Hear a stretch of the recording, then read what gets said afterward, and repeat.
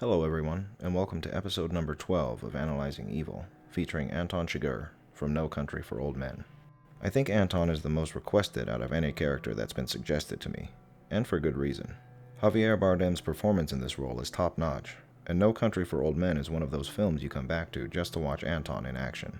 When the Coen brothers were casting for this film, they tried to seek out someone who could portray a character that looked as if he could have come from Mars.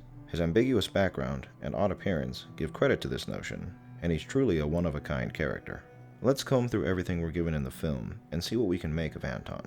First, we're going to take a look at his appearance, mannerisms, speech patterns, and the scene where Anton murders the deputy to establish a few key things that are present in his character throughout the film before I start jumping around a bit between scenes. Our first impression of Anton's appearance is definitely one of oddity. His hair doesn't quite match his face, and his clothes don't fit his appearance either.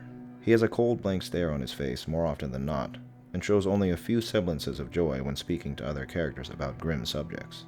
His voice is low, quiet, and gravelly, and he never raises it in anger or otherwise. His motions are at the same time stiff, fluid, and strange. Take when he's eating his peanuts at the gas station. There's just something about the way he places each piece into his mouth that feels off. Yet at the same time, he has the precision and steady hand to sew up a wound on his own leg. It's worth to note that he's also highly resistant to pain, and makes far less of a fuss than your average person would if put in some of the situations he finds himself in. We're never given a background for his character either. Javier Bardem's accent leads us to assume that his origin is some sort of Hispanic, but we're never given any confirmation for this. The author of the book even stated that when he came up with his name, he just liked how it sounded. His entire persona is one of ambiguity, mystery, and oddity, leaving us with a man who seems out of place in the world, an eerie figure from who knows where. Now let's take a look at that scene with the deputy. While the deputy is busy on the phone, he utilizes one of the primary tools in his arsenal, precaution and stealth. He quietly slips his legs under his handcuffs and approaches the deputy without making a sound, before he strangles him with ruthless brutality. While the deputy is struggling against his handcuffs, Anton's face is a mask of pure fury, with a hint of delight mixed in. Once he finishes, he calmly washes his hands and casually strolls over the deputy's dead body to pick up his things before leaving. The rage while he's struggling with the deputy isn't seen again during the entire film, but the stealth, ruthlessness, and lack of emotion are present in the majority of scenes in which we find Anton. Now that we've established all of that, the first thing I'd like to touch on is his motivations. He appears to contain no discernible motive or purpose in his mission. Instead, it appears that he's doing this job simply for the thrill of the hunt. I say this because to me, it's never quite clear if he's chasing Llewellyn to take the money for himself or to complete the job. In one scene, he shoots his employer for hiring the Mexicans to hunt after Moss alongside him, chastising the accountant for his former superior's inability to see that for a job, you only need choose the one right tool. It could very well be that even though he's murdered one of the men at that company, he would still deliver the case back to them. Since he never expressly states that he desires to claim the money for himself, I think it's within his character to be a person who isn't concerned with money, and is rather, like I said, in it for the thrill of the hunt. What could break this theory is his killing of the two men at the site of the shootout in the desert who also belong to the same company, indicating that perhaps he is in it for the money. But to back this up, I'd like to draw some information from the novel that's much clearer on this subject.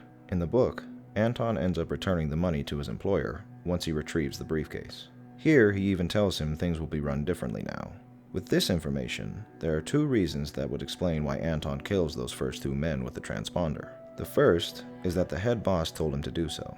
These men had a hand in setting up the drug deal, and it went bad, resulting in them losing favor with their boss, causing them to be placed on a hit list by Anton's boss. This is only one of two likely scenarios when we're using the book as a reference. This second scenario has to do with what Anton says to the accountant in the office building. You choose the one right tool for a job. It's highly likely he killed these men simply because they too were tools, and they ended up being the wrong ones for their job, thus causing the entire ordeal and deserving death for it in Anton's eyes. This movie stays relatively faithful to its source material, so it's reasonable to say that these two reasonings could be correct on their own or together. His boss very well could have ordered the murders of these men, but at the same time, Anton might have done it whether or not he was asked to, out of principle. Or, if we just go with what we're given in the film, he might have been in it for the money. Honestly, a movie like this that leaves a lot of ambiguity in its story is up for interpretation. For me, I think it's the book scenarios, but if you disagree, that's fine as well. While we're on the subject of principle, let's look at what exactly Anton's principles are. First and foremost, I think in a twisted way, he is a reasonable man. Most everything he does, he has his own reasons for doing so. From killing the men whose cars he takes so they won't go to the police, to murdering the hotel clerk who's seen him, there's a reason for his actions. He never kills at random. However, when he's playing the game of chance with the gas station clerk, I can't see a discernible reason for him doing this. Perhaps he does so out of disgust? He scoffs when he finds out the man married into his business after all. That may play into his reasonings, but ultimately I think he does so for pleasure.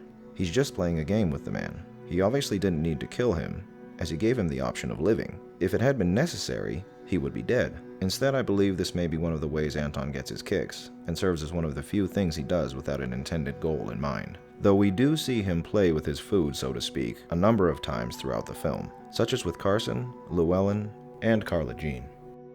Another thing he lives by that defines his philosophy is pragmatism. He's careful with everything he does, and he's obsessed with using the right tool for a job. His conversation with Carson supports this, as he states, "If the rule you followed brought you to this, of what use was the rule?" This man doesn't make any unnecessary moves, or place himself under any limitations that could lead him astray, and finds a way to accomplish his goal in the most efficient manner possible. Careless is not a word I would use to describe Anton. With the assumption that he's on this mission to eventually return the money to his boss, we can also assume that he is in a way a loyal man. This is sort of apparent when he doesn't kill the accountant in the office building, as the accountant didn't really do anything wrong, but he did see him, and he killed other people in the film who had seen him so they wouldn't go to the police. But I think because the accountant didn't do anything wrong, and he belongs to his own organization, he doesn't kill him out of principle. He's such a loyal man to his organization that he's cleansing his workplace of bad components that will only cause further damage the longer they're left out to rust. I think this is a pretty accurate summation of what Anton's values are, demented as they are. What I'd like to touch on now is the things that Anton lacks, namely a regard for human life, remorse, and empathy. If Anton had to kill a screaming little girl who in some way was in the way of him accomplishing his goals, he would do so without hesitation or a hint of remorse for his actions. He is a psychopath through and through, containing nothing we see in his character that is the least bit redeemable. The only halfway decent quality he has is loyalty, and that's not enough to paint him as anything less than a total psychopath. I don't know if I can go so far as to call him bloodthirsty though.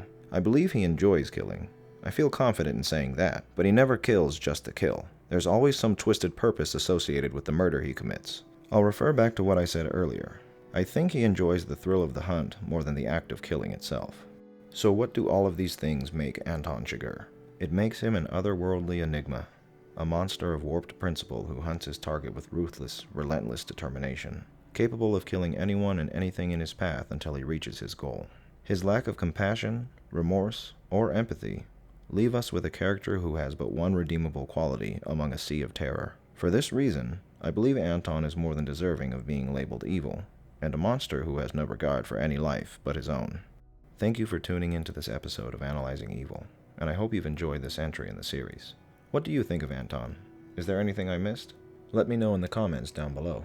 And while you're at it, leave a suggestion for a villain you'd like to see covered in a future entry in this series. If you liked this video and wish to see more of my content, hit the subscribe button to see more videos like this appearing in your feed regularly. For occasional updates on the channel, you can follow me on Twitter at @TheVileEye, or by clicking the link down in the description. As always, thanks for watching, and I'll be seeing you soon.